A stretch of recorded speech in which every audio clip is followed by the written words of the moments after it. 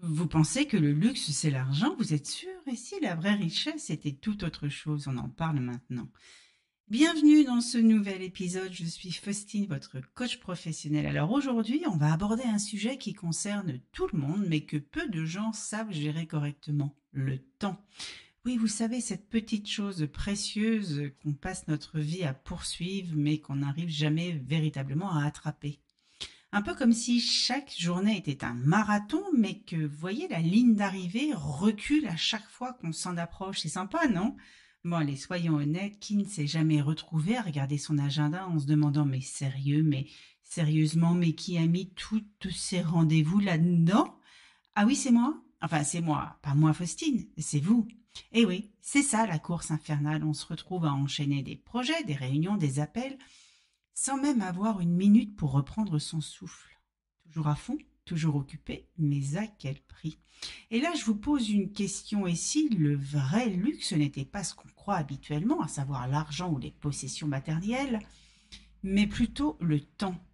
Prendre le temps de ralentir, de faire des pauses, des vrais, où l'on se permet juste de ne rien faire. Oui, vous avez bien entendu, ne rien faire.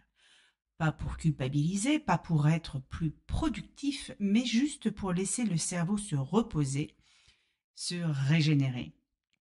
Et là, je vous vois déjà froncer les sourcils en pensant, mais ne rien faire, mais ça c'est une perte de temps.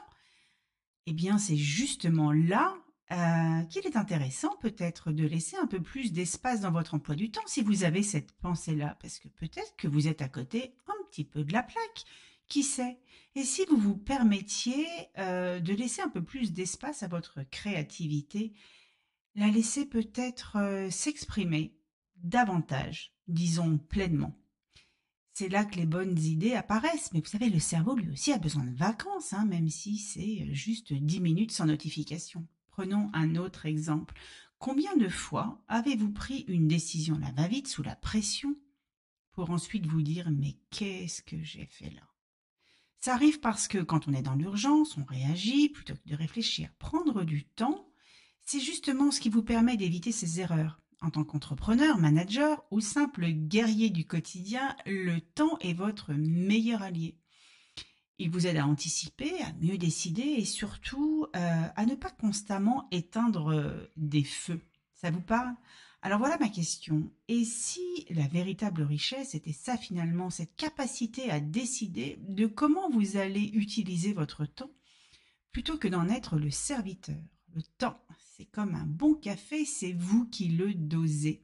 Et parfois, il est bon de simplement ne rien faire, de se poser, peut-être de contempler le plafond et d'attendre que la bonne idée vous tombe dessus. Aïe, ça fait mal. Parce qu'en réalité, c'est vraiment dans ces moments-là que vous faites vos meilleurs coups de génie, ou à défaut, que vous n'aggravez pas la situation. Alors entrepreneur, manager, dirigeant, être humain débordé, voici mon conseil. Arrêtez de courir, juste un instant. Prenez du temps pour vous.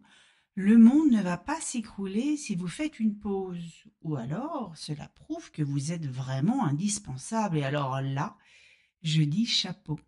Merci de m'avoir écouté aujourd'hui et n'oubliez pas, prendre du temps, c'est investir dans vous-même, dans votre business, dans votre relation amoureuse, dans vos relations personnelles et familiales et surtout dans votre bien-être. À très bientôt pour un nouvel épisode et avec un peu de chance, vous aurez trouvé le temps d'y penser d'ici là. Ciao.